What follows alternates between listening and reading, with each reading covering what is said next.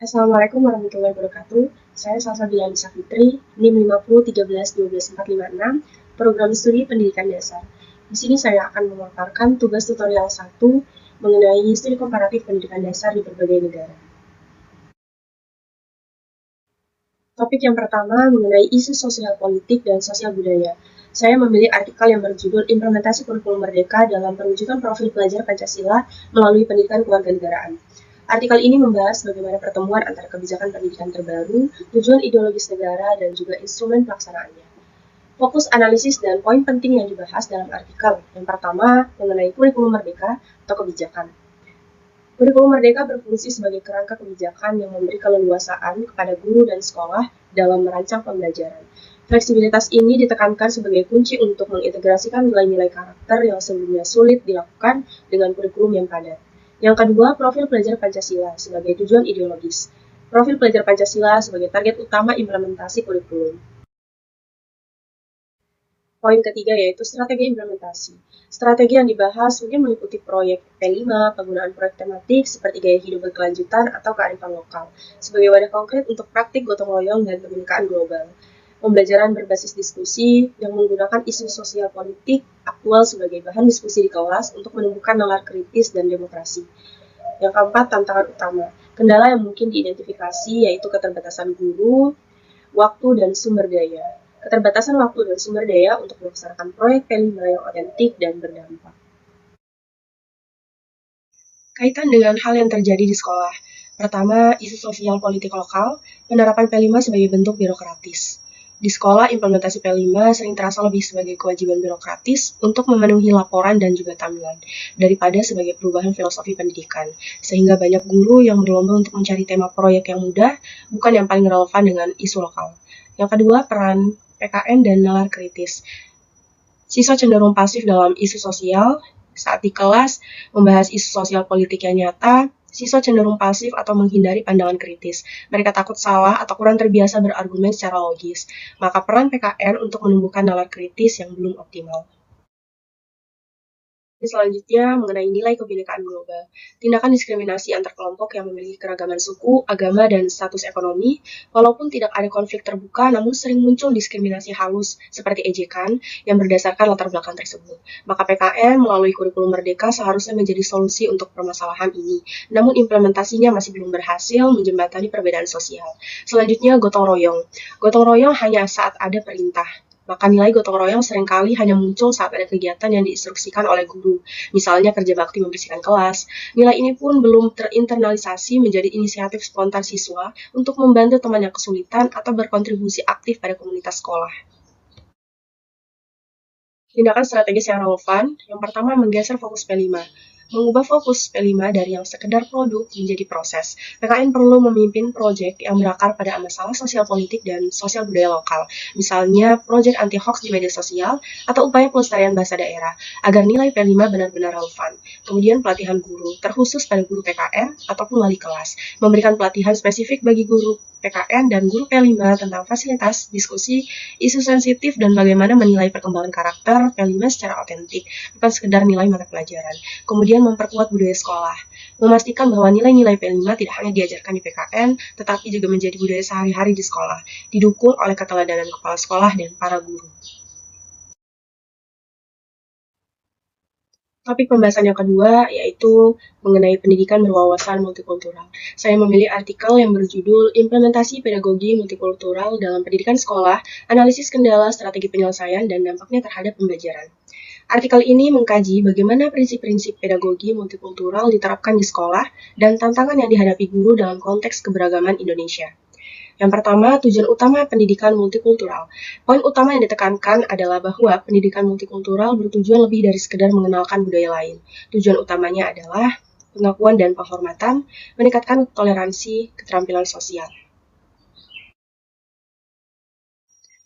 Strategi implementasi pedagogi multikultural. Implementasi pedagogi multikultural harus dilakukan secara menyeluruh dan tidak hanya sebagai mata pelajaran terpisah. Strategi yang efektif yaitu integrasi kurikulum inklusif, seperti mengembangkan dan menyesuaikan materi pembelajaran agar mencerminkan keberagaman dan tidak hanya didominasi oleh satu sudut pandang saja.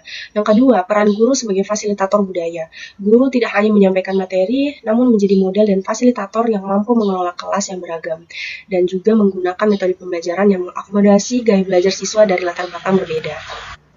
Transformasi lingkungan sekolah memastikan bahwa budaya sekolah secara keseluruhan yang mencakup tata tertib, hiasan dinding, dan perayaan hari besar bersifat inklusif dan non-diskriminatif. Kendala dan tantangan. Artikel ini mengidentifikasi beberapa tantangan krusial dalam penerapan pedagogi multikultural, yaitu keterbatasan kapasitas guru. Masih banyak guru yang memiliki keterbatasan pengetahuan dan keterampilan dalam mengelola keberagaman dan mengubah materi ajar menjadi berwawasan multikultural. Kemudian stereotip dan prasangka. Siswa dan bahkan sebagian staf masih membawa stereotip budaya atau prasangka agama dari lingkungan luar ke dalam sekolah, yang masih sulit diubah. Kemudian dukungan kebijakan. Kurangnya dukungan kebijakan spesifik dan anggaran untuk pelatihan guru multikultural yang berkelanjutan, atau kebijakan yang terlalu terpusat dan kurang mengakomodasi kearifan lokal. Kaitan dengan hal yang terjadi di sekolah mengenai konteks keberagaman. Keberagaman yang tersembunyi mengenai asumsi sekolah di perkotaan atau perbatasan secara fisik, siswa mungkin berasal dari banyak suku dan agama. Namun keragaman inilah yang sering kali diabaikan di dalam kelas. Kemudian pencegahan konflik dan toleransi. Konflik kecil berbasis sara atau ejekan. Meskipun tidak ada tawuran besar, sering terjadi ejekan atau candaan yang berbau sara atau perbedaan daerah. Misalnya, ejekan terhadap dialek atau makanan khas daerah lain. Hal ini menunjukkan bahwa toleransi kognitif sudah ada, namun toleransi afektif masih lemah. Strategi implementasi kurikulum. Pedagogi multikultural masihlah seremonial. Sekolah yang mengimplementasikan P5 memiliki dimensi berkebinekaan global. Namun pada praktiknya hanya berfokus pada pameran budaya di akhir proyek yang bersifat seremonial, tanpa adanya diskusi mengenai isu keadilan sosial atau penghapusan stereotip dalam prosesnya. Kemudian kendala guru yang dihadapi yaitu guru PKN atau guru lainnya mungkin merasa tidak nyaman untuk mengangkat isu-isu keberagaman sensitif mengenai agama ataupun politik di kelas karena khawatir memicu perdebatan ataupun salah bicara. Akibatnya cenderung memilih materi yang aman dan dangkal sehingga pedagogi multikultural tidak mencapai inti pembentukan karakter. Artikel ini sangatlah relevan dengan sekolah tempat saya bekerja yang secara demografi sudah multikultural namun belum sepenuhnya menerapkan pedagogi multikultural. Tantangan terbesarnya adalah menggeser implementasi pedagogi multikultural dari tingkat seremonial menjadi integral dari budaya sekolah dan proses pembelajaran sehari-hari. Kepemimpinan sekolah perlu memastikan bahwa guru mendapatkan pelatihan yang memadai agar merasa percaya diri dalam mengintegrasikan nilai multikultural ke dalam seluruh mata pelajaran, tidak hanya PKN, dan juga berani memfasilitasi diskusi yang jujur tentang keberagaman tanpa adanya menimbulkan perpecahan. Topik yang ketiga yaitu mengenai teknologi informasi dan komunikasi dalam pendidikan dasar. Saya mengambil artikel yang berjudul Hubungan Ketersediaan Media Pembelajaran Berbasis TIK dengan Kemampuan TIPEK Guru Sekolah Dasar. Artikel ini berfokus pada hubungan antara dua faktor krusial dalam implementasi TIK di SD, yaitu ketersediaan fasilitas dan kemampuan guru. Konsep utama TIPEK guru sebagai kunci. TPEC atau yang disebut dengan Technological Pedagogical Content Knowledge adalah kerangka pengetahuan yang sangat ditekankan. Jurnal ini menggarisbawahi bahwa guru tidak cukup hanya menguasai teknologi dan konten secara terpisah. Mereka harus mampu mengintegrasikan teknologi dengan pedagogi untuk mengajarkan konten secara efektif. TIK tidak sama dengan perangkat. Penggunaan TIK yang sukses sangat bergantung pada kompetensi guru dalam memilih, mengadaptasi, dan mengimplementasikan media TIK sesuai dengan tujuan pembelajaran dan karakteristik siswa sekolah dasar. Kemudian hubungan ketersediaan media dan TIPEC, korelasi positif. Hasil utama penelitian ini adalah ditemukannya hubungan yang signifikan dan positif antara ketersediaan media pembelajaran TIK di sekolah dengan kemampuan TIPEC guru. Adapun dampak fasilitas, semakin lengkap dan mudah diaksesnya fasilitas TIK, semakin besar juga peluang guru untuk mengembangkan dan melatih kemampuan TIPEC mereka. Lingkungan yang mendukung secara fisik, yaitu sarana, akan memotivasi dan memfasilitasi guru untuk terus belajar dan berinovasi secara teknis dan pedagogis. Yang ketiga, pentingnya dukungan institusional. Ketersediaan media TIK di sekolah sangatlah dipengaruhi oleh kebijakan sekolah dan dukungan manajemen. Sekolah yang serius dalam memanfaatkan TIK akan berinvestasi pada penyediaan sarana dan prasarana. Investasi pada media TIK harus diimbangi dengan investasi pada sumber daya manusia, yaitu melalui pelatihan yang fokus pada pengembangan TIPEK guru. Yang keempat, implikasi praktis. Tantangan bersifat sistemik. Masalah implementasi TIK di SD bukan hanya masalah individu guru yang tidak mau, namun seringkali merupakan masalah sistemik yang disebabkan oleh kurangnya sarana pendukung. Rekomendasi untuk meningkatkan kualitas pembelajaran berbasis TIK, maka langkah yang harus dilakukan secara paralel yaitu meningkatkan ketersediaan sarana dan meningkatkan kompetensi guru melalui pelatihan yang praktis dan kontekstual. Kaitan dengan hal yang terjadi di sekolah, yaitu korelasi positif antara ketersediaan sarana dan TIPEK. Ketersediaan sarana yang tinggi, namun TIPEK rendah. Sekolah saya memiliki fasilitas yang cukup lengkap, seperti smart TV di setiap kelas, serta adanya Wi-Fi. Namun guru sering hanya menggunakan fasilitas tersebut untuk presentasi atau sekedar memutar video, belum mengintegrasikan secara mendalam. Implikasi dan tindak lanjut. Fokus pada kualitas, bukan kuantitas TIK. Sekolah harus mengalihkan fokus dari pengadaan alat ke pengembangan kapasitas guru. Dana pelatihan harus dialokasikan untuk kursus mendalam tentang TIPEK, seperti merancang skenario pembelajaran menggunakan aplikasi spesifik, misalnya gamifikasi dengan Kahoot atau simulasi virtual. Kompetensi TIPEK sebagai kunci, kegagalan implementasi pedagogis, guru sering mengeluh tidak tahu bagaimana membuat TIK berhasil untuk materi yang sulit. Mereka menguasai teknologinya, tetapi tidak tahu kapan dan bagaimana menggunakannya secara pedagogis. Implikasi dan tindak lanjut, pelatihan berbasis masalah atau PBL. Pelatihan harus berupa lokakarya TIK di mana guru diminta untuk memecahkan masalah pembelajaran nyata mereka. Misalnya bagaimana menggunakan tablet untuk mengajarkan konsep luas dan keliling daripada sekedar tutorial penggunaan software. Kemudian dukungan institusional, teknologi sebagai pencitraan. Pihak manajemen sekolah seringkali fokus pada pembelian gawai baru sebagai alat pemesanan sekolah, namun kurang memperhatikan pelatihan guru dalam menggunakan gawai tersebut secara efektif. Implikasi dan tindak lanjutnya yaitu manajemen harus melihat bagaimana TIK sebagai investasi pedagogis, bukan hanya pencitraan. Implementasi TIK harus diukur dari peningkatan TIPEK guru dan kualitas interaksi siswa, bukan hanya dari jumlah perangkat yang dimiliki.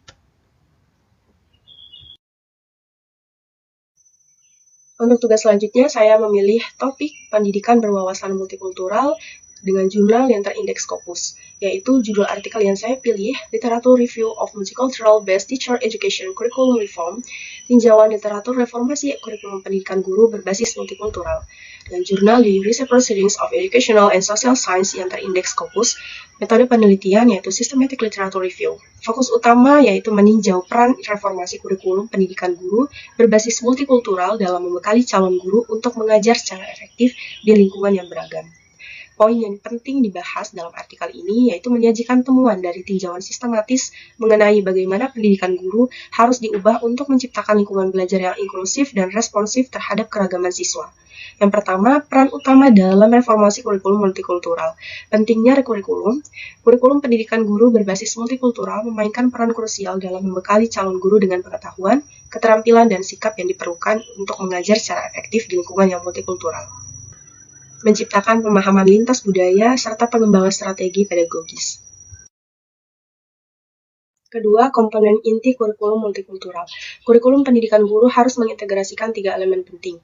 Yang pertama, penggabungan konten multikultural, memasukkan materi pelajaran dan konten yang mencerminkan sejarah, budaya, dan perspektif berbagai kelompok etnis dan ras, bukan hanya fokus pada budaya dominan. Kedua, pengembangan kompetensi lintas budaya, melatih calon guru dalam kompetensi lintas budaya yang mencakup kesadaran, pengetahuan, dan keterampilan untuk berinteraksi dan mengajar siswa dari latar belakang yang berbeda. Ketiga, mendorong refleksi kritis, mendorong calon guru untuk terlibat dalam refleksi kritis terhadap bias, prasangka, dan asumsi pribadi. Ketiga, tantangan dan strategi implementasi. Meskipun reformasi kurikulum penting, implementasinya menghadapi tantangan dan memerlukan strategi khusus. Pertama, tantangan utama yaitu resistensi ideologis dan politik, penolakan dari pihak-pihak yang ingin mempertahankan kurikulum tradisional atau mainstream-centric.